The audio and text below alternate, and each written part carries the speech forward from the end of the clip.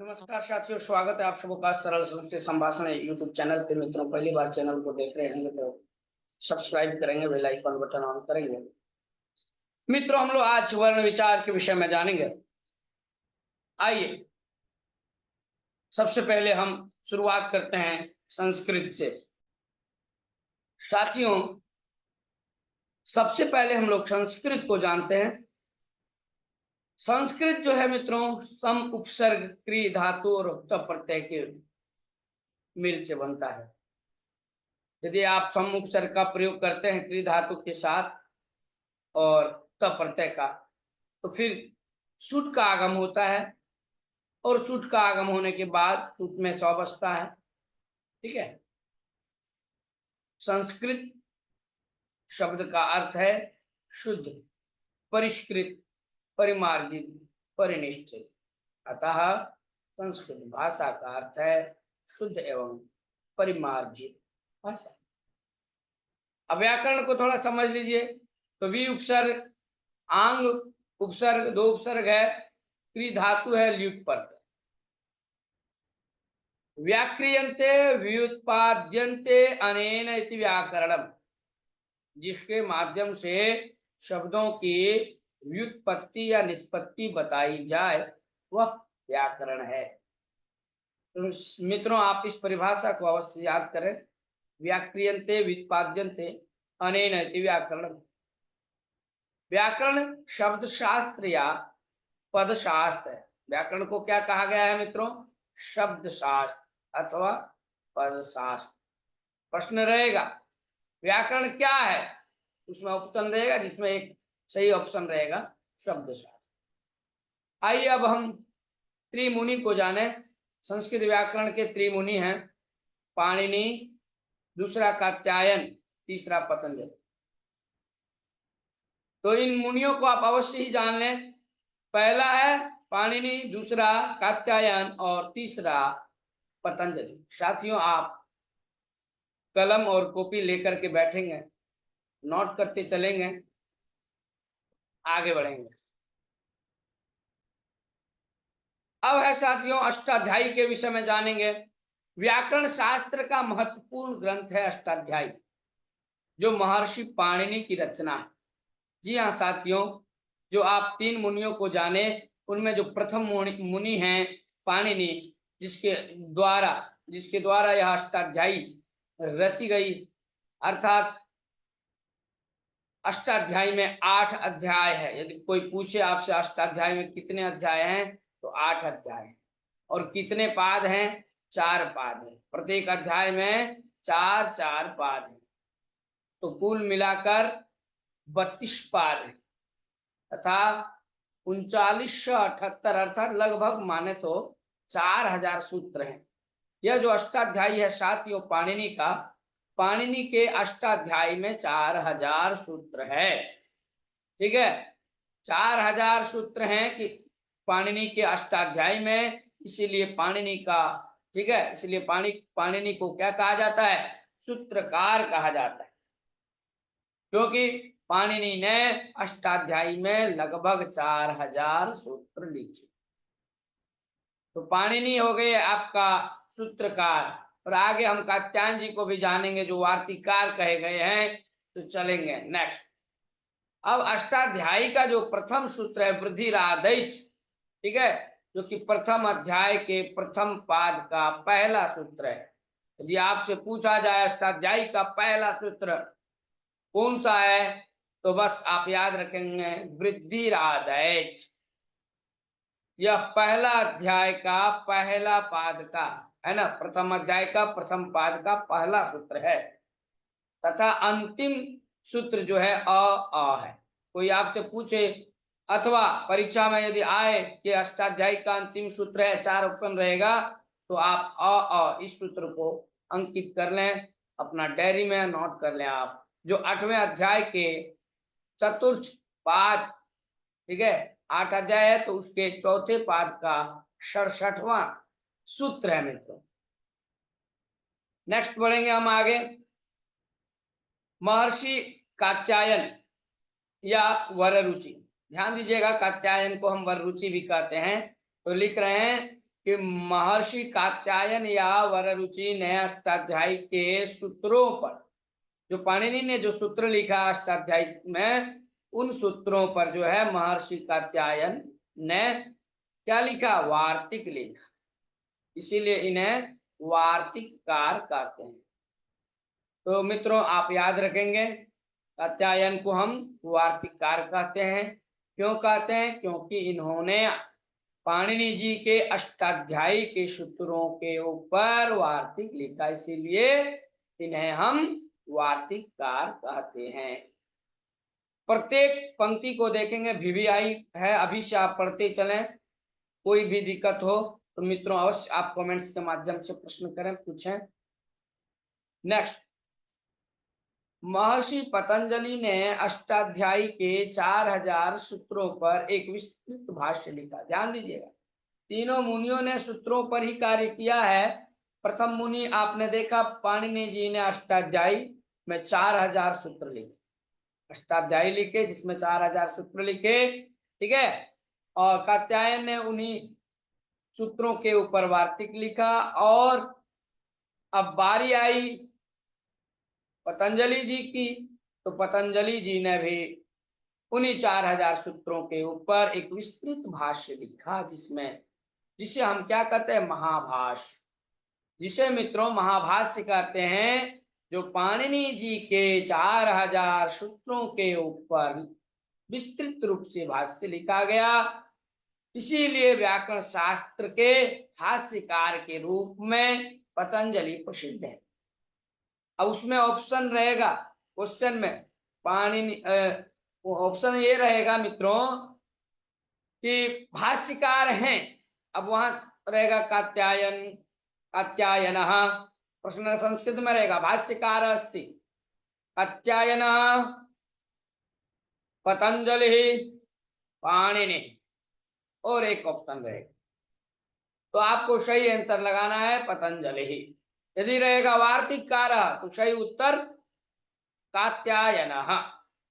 प्रश्न रहेगा ऑप्शन में आपको देखने को मिलेगा सूत्रकारः, वहां रहेगा ऑप्शन पाणिनि, पतंजलि, कात्यायन अथवा न कोपी। तो आपको सही आंसर देना है पाणिनि सूत्रकार। इस तरह से मित्रों हम लोगों ने पहले इन मुनियों के विषय में जाना। अब महाभाष्य में हम जानेंगे कितने आहनिक हैं। तो कुल 84 आहनिक है। जैसे अध्याय होता है ना, उसी प्रकार आहनिक 84 आहनिक, 84 आहनिक हैं महाभाष्य में। भट्टोजी दीक्षित ने सूत्रों पर वृत्ति लिखी। ध्यान दीजिएगा, भट्टोजी दीक्षित जो है वह सिद्धांत कौमुदी के रचनाकार है मित्रों, ठीक है। तो भट्टोजी दीक्षित ने भी पाणिनि जी के जो सूत्र हैं उन सूत्रों पर क्या लिखी, वृत्ति, उन सूत्रों की वृत्ति। सूत्र फिर वृत्ति, उसका अर्थ, वृत्ति मतलब होता है अर्थ। तो वृत्तिकार कहे गए, वृत्तिकार के नाम से जाने गए। यदि आपसे पूछा जाए वृत्तिकार पाणिनि, पतंजलि, कात्यायन और दे देंगे भट्टोजी दीक्षित, वृत्तिकार, तो सही आंसर लगा देना आपको भट्टोजी दीक्षित वृत्तिकार, ठीक है। वृत्तिकार के नाम से जानते हैं किन्हें, भट्टोजी दीक्षित को। क्यों? क्योंकि भट्टोजी दीक्षित ने सूत्रों पर वृत्ति लिखी, इसीलिए इन्हें वृत्तिकार के नाम से जानते हैं। सिद्धांत कौमुदी इनकी प्रसिद्ध रचना है। अब मित्रों बात करेंगे हम वर्ण विचार। अब हम लोग वर्ण विचार के विषय में चर्चा करेंगे। तो वर्ण विचार, वर्ण तो आप सब पहले भी पढ़े, एक बार फिर से स्मरण करेंगे। बार बार स्मरण करने से ज्ञान जो है बैठता है दिमाग में, सुनिश्चित हो जाता है मित्रों, आत्मबल बढ़ता है, आत्मज्ञान हो जाता है, बोध हो जाता है, आत्मबोध हो जाता है। साथियों एक बार हम फिर से पढ़ेंगे, वर्ण विचार को देखेंगे। कहते हैं हम मुख से जिन ध्वनियों का उच्चारण करते हैं उन्हें वर्ण अथवा अक्षर कहते हैं।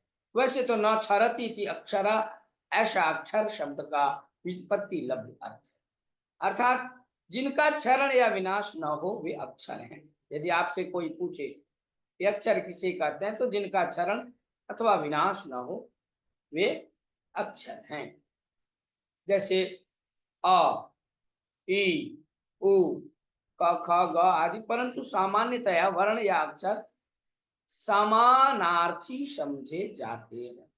साथियों, वर्ण दो प्रकार के, यदि पूछा जाए आपसे वर्ण कितने प्रकार के होते हैं, तो वर्ण दो प्रकार के होते हैं। पहला है स्वर और दूसरा है मित्रों व्यंजन। जी हाँ, तो दो प्रकार के वर्ण है, एक स्वर दूसरा व्यंजन। स्वर जिसे हम संस्कृत में अच कहते हैं मित्रों, ध्यान दीजिएगा, अच एक प्रत्याहार है, ठीक है। अ ए ओ रे ले ऐ ओ औ, ये सारे वर्ण आते हैं। तो हम पहले स्वर के विषय में जानेंगे। कहते हैं स्वयं राजन्ते इति स्वरा। स्वर किसे कहते हैं? कहते हैं स्वर वे ध्वनियां हैं जिनके उच्चारण के लिए किसी अन्य वर्ण की आवश्यकता नहीं होती है। जिनके उच्चारण के लिए किसी अन्य वर्ण की आवश्यकता नहीं होती है, कह रहे हैं जैसे अ। साथियों, आप जब अ का उच्चारण करते हैं तो हमें किसी अन्य वर्णों की आवश्यकता नहीं हो रही है। यहाँ पे आप अ बोल के देखिए, तो अ के उच्चारण में किसी अन्य स्वर या व्यंजन वर्णों की सहायता नहीं लेनी पड़ती है, इसीलिए अ स्वर है। और इस प्रकार साथियों, अ ई उ री री ए ओ ऐ औ, ये सभी स्वर है। ये सभी क्या है? तो स्वर हैं। अब हम स्वरों की संख्या को जानेंगे। तो स्वरों की संख्या, संस्कृत व्याकरण शास्त्र में स्वरों की संख्या 9 मानी गई। ध्यान दीजिएगा, आप इस बात को आप अपने स्मृति पटल पे बैठा लें।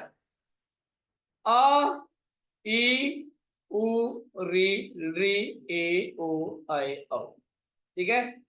ये सभी स्वर अच प्रत्याहार के अंतर्गत परिगणित हैं, इसीलिए स्वरों को अच भी कहते हैं। याद रहा मित्रों, इसीलिए हम स्वरों को क्या कहते हैं? अच। मूल स्वर यदि कहें तो मूल स्वर 5 हैं। मूल स्वर कितने हैं? 5। कौन कौन? तो कहे अ, ई, उ, री, ली, ये 5 मूल स्वर कहे जाते। आप अभी से ये सारे इन बिंदुओं को, इन सारे बिंदुओं को आप याद करें। तीसरा आप जो देख रहे हैं संयुक्त स्वर। संयुक्त स्वर जैसे ए, ओ, ऐ औ, ये 4 मित्रों संयुक्त या मिश्रित स्वर कहे जाते। इसे आप मिश्रित स्वर कह सकते हैं अथवा संयुक्त। कैसे बना? तो अ धन ई बराबर ए, इसी प्रकार अ धन उ बराबर ओ, फिर अ धन ए बराबर ऐ, और फिर है अ धन ओ बराबर औ। तो इस प्रकार से हम लोगों ने इनके विषय में जाना। आगे बढ़ेंगे, नोट करना है आपको, कॉपी कलम लेके आप बैठे होंगे, मैं आशा करता हूं। तो सबसे पहले एक सूत्र आता है उकालो ध्रस्व दीर्घ प्लुता। ध्यान दीजिएगा मित्रों, पाणिनि जी ने अपने अष्टाध्यायी में प्रथम अध्याय के दूसरे पाद के 27वां नंबर जो सूत्र लिखा, उकालो ह्रस्व दीर्घ प्लुतः। इस सूत्र को लिखा मित्रों, उकालो ह्रस्व दीर्घ प्लुतः, प्रथम अध्याय का दूसरे पाद का 27वां सूत्र है। इस उकालो ह्रस्व दीर्घ प्लुतः, इस सूत्र से कहते हैं एक मात्रिक, द्विमात्रिक तथा त्रिमात्रिक स्वरों की क्रमशः ह्रस्व दीर्घ प्लुत संज्ञा होती है। अब हम ह्रस्व, दीर्घ और प्लुत संज्ञा के विषय में भी जानेंगे। स्वरों के भेद के विषय में सबसे पहले हम लोग जान लेते हैं। तो स्वरों के मुख्यतया 3 भेद हैं। यदि आपसे पूछा जाए स्वरों के कितने भेद होते हैं, तो 3 भेद, ठीक है।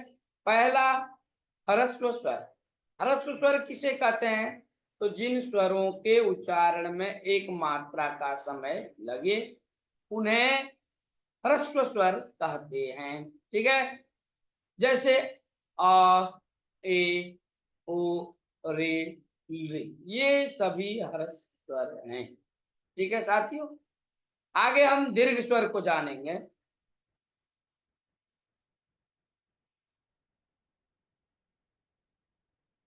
दीर्घ स्वर, जिन स्वरों के उच्चारण में दो मात्रा का समय लग वे दीर्घ स्वर कहे जाते हैं।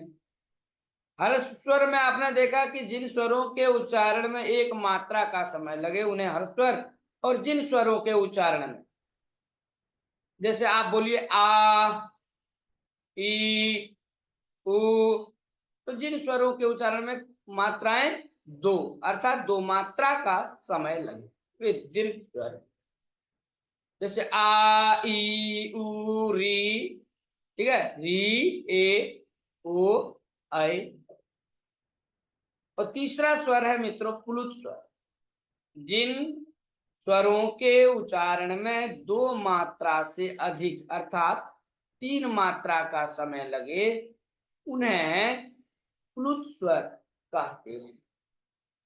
मित्रों, प्लुत स्वरों की जो पहचान है उसके पहचान के लिए इस प्रकार जो आप देख रहे हैं 3 का जो ये चिन्ह है, इस प्रकार का चिन्ह लगा रहेगा, यह चिन्ह लगाया जाए। ठीक है, चलेंगे नेक्स्ट आगे। प्लुत स्वर का क्या पहचान है, तो बोले जैसे अ, ई, उ, ओ, यह स्वर त्रैमात्रिक है जिसका प्रयोग प्राय वेदों में होता है। यहाँ ओ जो है प्लुत स्वर, आ, ई, उ, री, प्रत्येक वर्ण के मित्रों 18 भेद होते हैं, आप ये नोट कर लें। ठीक है, री, ए, ओ, ऐ, औ के 12 भेद होते हैं, ये भी नोट कर लें। री एवं री के कुल 30 भेद होते हैं, ये नोट कर, बहुत भी आइए। अब आइए हम वर्णों का जो उच्चारण काल है इसके विषय में जानेंगे। थोड़ा सा हम पढ़ेंगे, इसका उच्चारण करेंगे।